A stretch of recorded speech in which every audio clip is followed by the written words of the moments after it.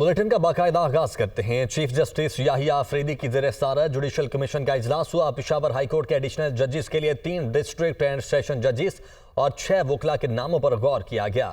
चारों high courts में additional जजेस की तैनाती का अमल 21 दिसंबर तक मौखर कर दिया गया है।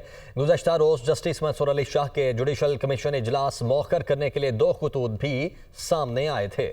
हसीब मलिक हमारे साथ मौजूद हैं। हसीब, क्या डिटेल्स हैं? देखिए, chief justice of Pakistan justice Yahya Afridi की ज़ेर सदारत जुडिशल कमीशन का इजलास था, जो कि ख़त्म हो चुका है। ज़राए का ये कहना है कि हाई कोर्ट्स में जजेस की नामजदगियों का जो मामला है चारों हाई कोर्ट्स में, वो 21 दिसंबर तक मौखर कर दिया गया है। जबकि दूसरा जो अहम इजलास था वो जस्टिस शाहिद बिलाल की आइनी बेंच में नामजदगी से मुतालिक था, जो कि जस्टिस शाहिद बिलाल को आइनी बेंच का जज जो है वो नामजद कर दिया गया है। और ये अक्सरियती फैसले से जो है ये किया गया है कि जस्टिस शाहिद बिलाल को आईनी बेंच का हिस्सा बना दिया गया है। ज़राए का ये भी कहना है बना दिया गया है। हसीब, बहुत शुक्रिया आपका। वज़ीर आज़म शहबाज शरीफ कहते हैं कि हमारे ऑफिसर और जवान अपने अवाम के महफूज मुस्तकबिल के लिए जानों का नजराना दे रहे हैं। दहशत गर्दी के खिलाफ जंग में 80,000 लोग शहीद और मईशत को $3 अरब का नुकसान हुआ। 2018 में हमने दहशत गर्दी का मुकम्मल खात्मा कर दिया था। बदकिस्मती से दहशत गर्दी के नासूर ने अब दोबारा सर उठाया है। अमन व अमान को यकीनी बनाने के हवाले से एपेक्स कमेटी के इजलास हुए। हुकूमत और अफवाज पाकिस्तान दहशत गर्दी के खात्मे के लिए पुरज़्म है। जब तक दहशत गर्दी के नासूर का नहीं कर लेते, चैन से नहीं बैठेंगे। Pakistan naval war college Lahore में 7वीं मैरीटाइम सिक्योरिटी वर्कशॉप से खिताब करते हुए उन्होंने कहा कि पाक बहरिया के बहादुर ऑफिसर और जवान पाकिस्तान की समुद्री हदूद का तहफ़्फ़ुज़ यकीनी बना रहे हैं।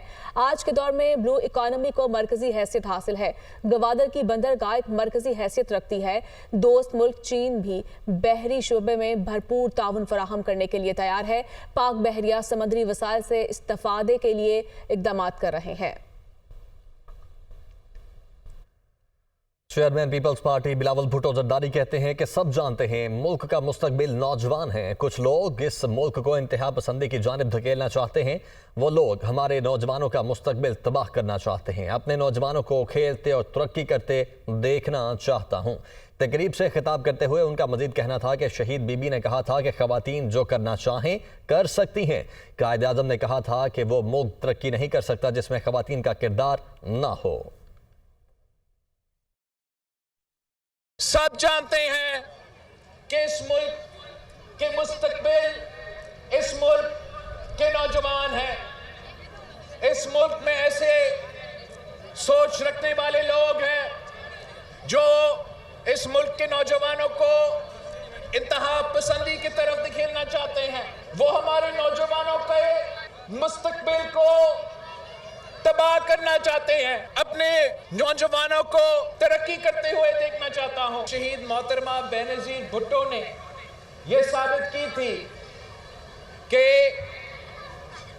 पाकिस्तान के खवातीन जो भी करना चाहे वो कर सकते हैं। कायदे आज़म मोहम्मद अली जिन्ना ने कहा था कि कोई मुल्क तरक्की नहीं कर सकता जब तक उस मुल्क का 50% जो होते हैं हमारे जो खवातीन हैं उनका बराबरी की किरदार ना हो। सूबा सिंध के खवातीन ना सिर्फ पूरे पाकिस्तान के मगर पूरी दुनिया में सबसे अहम किरदार अदा करेंगे।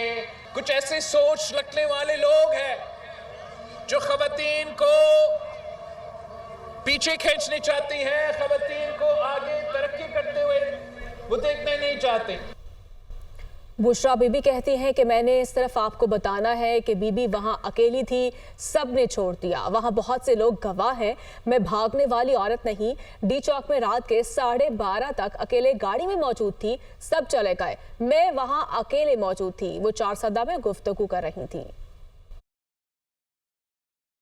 मैं भागने वाली औरत नहीं हूँ और जो खान के लिए निकले उनको तो बिल्कुल छोड़ के मैं नहीं अकेला जा सकती। किसी को नहीं पता था मेरी गाड़ी कौन सी है। डी चौक पे मैं 12:30 बजे तक बिल्कुल अकेली थी अपनी गाड़ी में। उसके बाद बहुत सी गाड़ियाँ जो आई थी वो उसके बाद आई थी क्योंकि वो डी चौक ज़बरदस्ती खाली करा रहे थे। जी बिल्कुल। तो बीबी वहाँ से नहीं हटी थी क्योंकि खान ने नहीं कहा था कि हटना है। मैंने सबको कहा था कि मुझे अकेले नहीं छोड़ना, लेकिन सबने मुझे अकेले छोड़ दिया था और मैं वहाँ बिल्कुल अकेली थी। ये सिर्फ मैंने आपको बताना है उसकी बीवी वहाँ अकेली थी और सब छोड़ के जा चुके थे। मैं भागने वाली औरत नहीं हूँ और जो खान के लिए निकले उनको तो बिल्कुल छोड़ के मैं नहीं अकेला जा सकती। किसी को नहीं पता था मेरी गाड़ी कौन सी है। डी चौक पे मैं 12:30 बजे तक बिल्कुल अकेली थी अपनी गाड़ी में। उसके बाद बहुत सी गाड़ियाँ जो आई थी वो उसके बाद आई थी, क्योंकि वो डी चौक ज़बरदस्ती खाली करा रहे थे। जी बिल्कुल। तो बीबी वहाँ से नहीं हटी थी क्योंकि खान ने नहीं कहा था कि हटना है। मैंने सबको कहा था कि मुझे अकेले नहीं छोड़ना, लेकिन सबने मुझे अकेले छोड़ दिया था और मैं वहाँ बिल्कुल अकेली थी। ये सिर्फ मैंने JUI ने हुकूमत को 8 दिसंबर तक की डेडलाइन दे दी है। मौलाना अब्दुल गफूर हैदरी का कहना है कि हुकूमत को दीनी मदारिस का बिल हर सूरत में मंजूर करना होगा। 8 दिसंबर तक बिल मंजूर ना किया गया तो इस्लामाबाद का रुख करेंगे। उन्होंने इस्लामाबाद में मीडिया से गुफ्तगू के दौरान मजीद कहा कि बिलावल भुट्टो ने यकीन दहानी करवाई है कि सदर जरदारी से बात करके बिल मंजूर करवाएंगे। पीपल्स पार्टी, मुस्लिम लीग नून, जमीयत उलमा इस्लाम, MKM, सब जमातों ने मिलकर मुत्तफ़क़ा तौर पर 26वीं बिल मंजूर किया, जिसमें 26 आर्टिकल्स थे। तो पता नहीं सदर पाकिस्तान ने फिर क्यों कर ऐसा किया, और हम भी नहीं चाहते कि बार बार इस्लामाबाद का रुख करे। पाकिस्तान अब ऐसे हालात का मुतहम्मिल भी नहीं है, लेकिन अगर मजबूर किया जाता है, और जैसे मौलाना फजल रहमान साहब ने ऐलान किया है कि अगर 8 दिसंबर तक बिल पर दस्तखत नहीं हुए तो हो सकता है कि हम इस्लामाबाद का रुख करें। बात करेंगे, नेपरा अथॉरिटी ने वफाकी हुकूमत की जानिब से जमा करवाए गए बिजली सहूलत पैकेज की मंजूरी दे दी। नेपरा के मुताबिक पैकेज से सनती नेट मॉनिटरिंग और विलिंग सार्फिन भी फायदा हासिल कर सकेंगे। वफाकी हुकूमत की जानिब से जमा करवाई गई दरखास्त में सनती नेट मॉनिटरिंग और विलिंग सार्फिन को शामिल नहीं किया गया। ज़िशान यूसुफ ज़ई हमारे साथ मौजूद हैं। जी ज़िशान, बताएगा क्या तफसीलात है आपके पास? देखें, ये जो बिजली सहूलत पैकेज है, ये हुकूमत की जानिब से इसका ऐलान किया गया था और अभी जो है उसकी नेपरा ने इसकी मंजूरी दी है। और अगर पैकेज के मुतालिक आपको बताऊं तो इजाफी जो बिजली के यूनिट्स होंगे रेट लगेगा, और उस रेट जो मुकर्रर की है वो 26 रुपए 7 पैसे फी यूनिट है। इससे जो है घरेलू सारिफिन, सनती सारिफिन और कमर्शियल सारिफिन मुस्तफीद हो सकेंगे। ये इब्तदाई तौर पर अभी 3 माह किया गया है, दिसंबर का फरवरी। और हुकूमत की जानिब से बताया गया है कि अगर ये तजुर्बा कामयाब रहा तो आगे हम ये साल भर के लिए भी कर सकते हैं या 6 माह के लिए भी कर सकते हैं। ताहम जो अभी इनका टेस्ट जो हम कह सकते हैं कि टेस्ट पीरियड है, उसकी मंजूरी दे दी गई है और अभी जो है इसका नोटिफिकेशन भी जारी कर दिया गया है। ठीक है, नोटिफिकेशन भी जारी कर दिया गया। बहुत शुक्रिया आपका। सुप्रीम कोर्ट आईनी बेंच में मार्गला हिल्स नेशनल पार्क में गैर कानूनी तमीरात का केस। CDA से मार्गला हिल्स में गैर कानूनी तमीरात पर तफसीली रिपोर्ट तलब। वकील ने कहा हमारा रेस्टोरेंट गिरा दिया गया। मार्गला हिल्स में 134 रेस्टोरेंट्स और खोखे अब तक मौजूद हैं। जस्टिस मोहम्मद अली मजहर बोले मार्गला हिल्स में हर किस्म की तामीरात को गैर कानूनी करार दिया गया। जस्टिस जमाल खान मंदोखेल ने कहा क्या सुप्रीम कोर्ट का ऑर्डर सिर्फ एक रेस्टोरेंट के लिए था? अदालत ने मार्गला हिल्स में तामीरात का उसूल तय कर दिया। जस्टिस हेलानी ने कहा CDA अदालती अहकामात की खिलाफ वर्जी क्यों कर रहा है? DG CDA ने कहा अदालती अहकामात में खोखों को गिराने से रोक दिया गया था। 1 लाख सारिफिन के लिए वज़ीर आला Punjab free solar panel scheme की लॉन्चिंग। वज़ीर आला मरियम नवाज ने CM Punjab free solar panel scheme का इफ्तिताह कर दिया। पंजाब के सारिफिन आज से SMS या ऑनलाइन पोर्टल पर अप्लाई कर सकते हैं। वज़ीर आला पंजाब मरियम नवाज ने कहा है कि फ्री सोलर पैनल स्कीम का मकसद अवाम को महंगी बिजली से मुस्तकिल रिलीफ है। फी यूनिट 14 रुपये सब्सिडी से पंजाब के 73 लाख सारिफिन मुस्तफीद हुए। वसाइल अवाम की सहूलत और रिलीफ के लिए खर्च होंगे। वज़ीर इत्तलात पंजाब अज़मा बुखारी का कहना है कि शेखुपुरा में ज़िमनी इलेक्शन से PTI की मकबूलियत का पोल खुल गया है। पंजाब के अवाम ने फसाद की कॉल को मुस्तरद किया, कोई नहीं निकला। मुस्लिम लीग नून कल भी पंजाब की बड़ी जमात थी, आज भी है। फसाद पार्टी का काम सिर्फ रोना धोना है। वज़ीर इत्तलात पंजाब अज़मा बुखारी ने प्रेस कॉन्फ्रेंस के दौरान मजीद कहा कि मरियम नवाज ने तुलाबा को स्कॉलरशिप्स दी हैं, डंडे नहीं।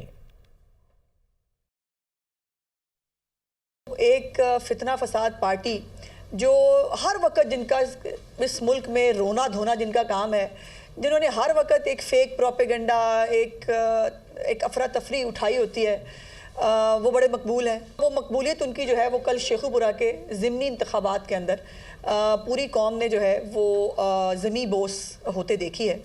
और याद रखिए, ये वो जमात है जो जब खुद हुकूमत में थी तब भी ज़िमनी इंतखाबात नहीं जीत पा रही थी। इन्होंने पंजाब से लोगों को फसाद की कॉल दी, लोगों ने तब भी रिजेक्ट किया, और अब जब वोट डालने की बारी आई तो उस चीज़ को भी उन्होंने वोटों में ट्रांसलेट किया। मुस्लिम लीग नून कल भी पंजाब की सबसे बड़ी पार्टी थी, आज भी पंजाब की सबसे बड़ी पार्टी है। उन बच्चों के हाथों में कल उन्होंने स्कॉलरशिप दिए, किलों वाले डंडे नहीं दिए। उन बच्चों को जो है वो आगे बढ़ने का मौका दिया है, उनको डी चौक ले जाने की बात नहीं की। आज अल्हम्दुलिल्लाह फ्री सोलर पैनल प्रोग्राम जो है उसकी लॉन्चिंग कर दी गई है। ये सोलर पैनल जो है इसका मकसद वो बिजली के भारी बिल, जिससे यकीनन हर बंदे की जेब जो है वो तकलीफ़ का शिकार होती थी, उससे बहुत बड़ा रिलीफ मिलेगा।